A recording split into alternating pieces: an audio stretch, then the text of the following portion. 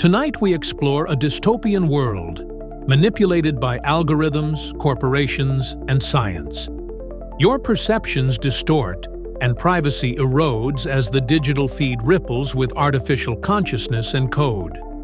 Here, your imagination reflects through an endless labyrinth of circuits, lurking just beneath the surface of the binary mirror. Immortality or immorality, the global organ trade's dark frontier.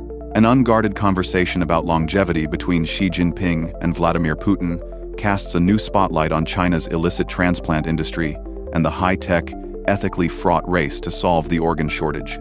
It was a conversation not meant for public consumption, a candid moment between two of the world's most powerful men.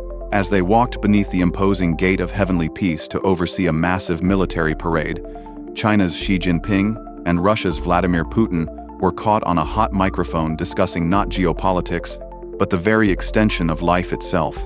With advances in biotechnology, a translator for Mr. Putin was heard saying in Mandarin, people could transplant human organs continuously, and perhaps even achieve immortality.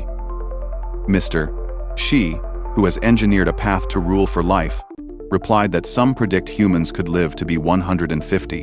While the exchange could be dismissed as idle talk between aging leaders, it touches upon one of the 21st century's most macabre and persistent allegations, that China has been fueling its booming transplant industry with a steady, on-demand supply of organs harvested from prisoners of conscience.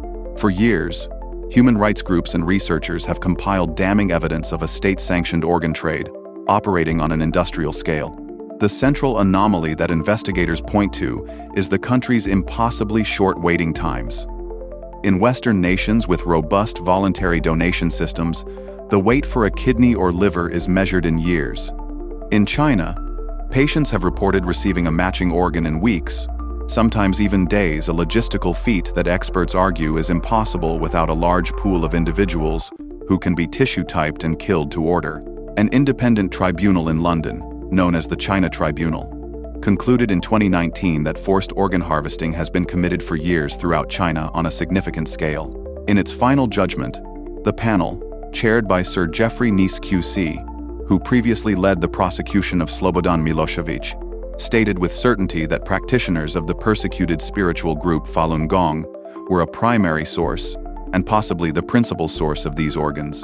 The tribunal's findings labeled the practice a crime against humanity. The Chinese government has consistently and vehemently denied these allegations, calling them politically motivated fabrications.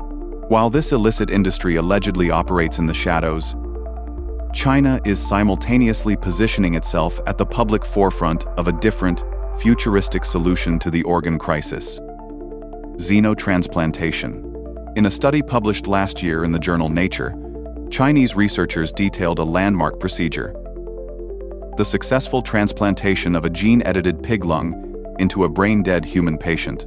Using CRISPR technology, the team made 10 genetic modifications to the pig organ to make it more compatible with a human body and mitigate the risk of rejection.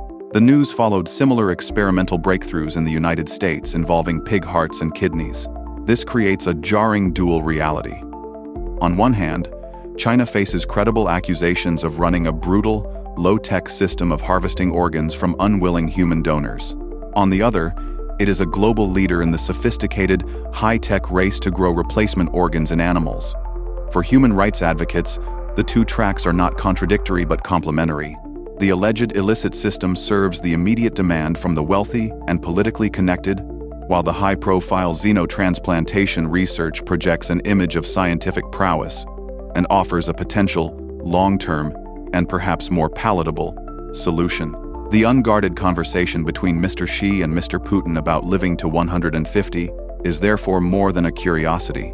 It is a symbol of a world where the ambition for longevity, untethered from ethical constraints, can have a terrifying cost.